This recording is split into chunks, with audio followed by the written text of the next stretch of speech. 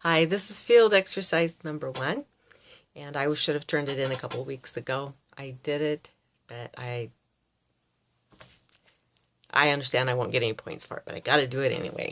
So keep moving forward. So I went to the children's ministry on Thursday night for small groups, and I participated in the class for the 5 to 10-year-olds with Mary and Sharon.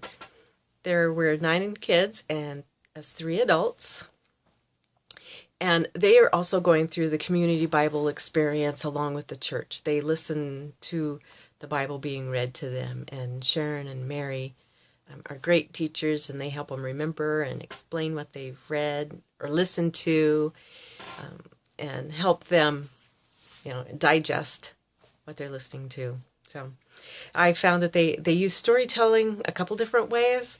The first is they will do storytelling while they review the previous lesson. The kids have popsicle sticks with the answers for the questions, and then as Mary tells the story, the kids hold up the right popsicle stick when she asks the question. And those kids didn't need the answers; they already knew them. They're pretty smart kids, so the women are doing a great job with them. And then they also tell stories. This tactile.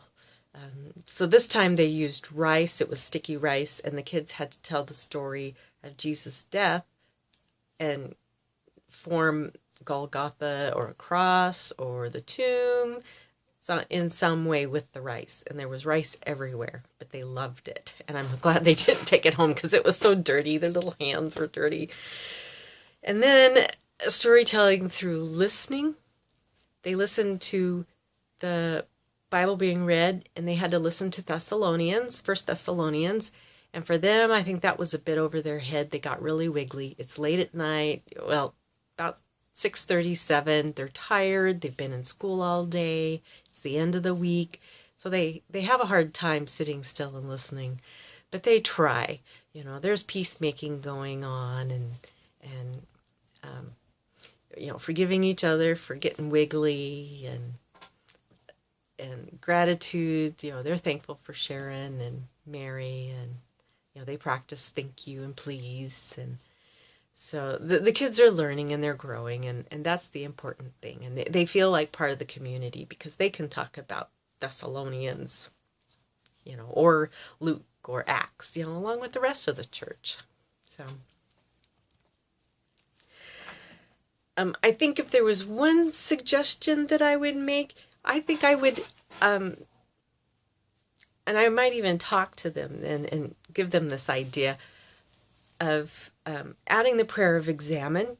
Whenever I was a Sunday school teacher, I taught Sunday school for 25 years. That makes me feel old.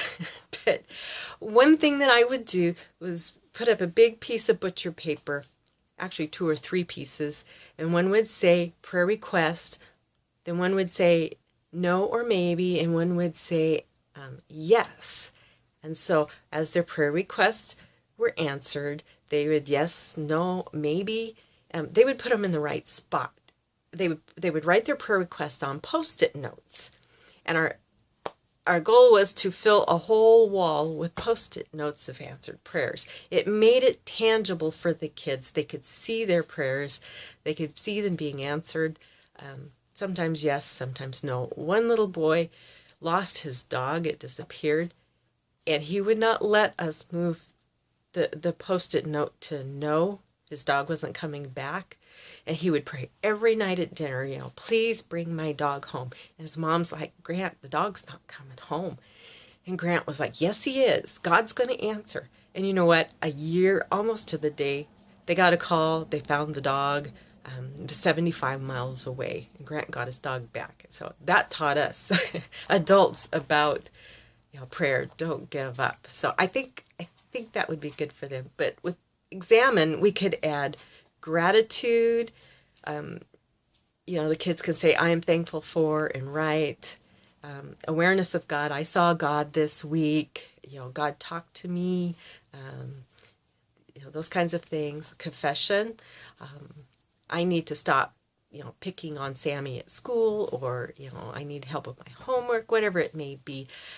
That, I think, adding that to that dynamic would make it even a richer experience of, being in community with God. So I might suggest that. But I enjoyed being with those kids, and I enjoyed being with Sharon and Mary, and hopefully I will get to get in there and help occasionally. So thank you.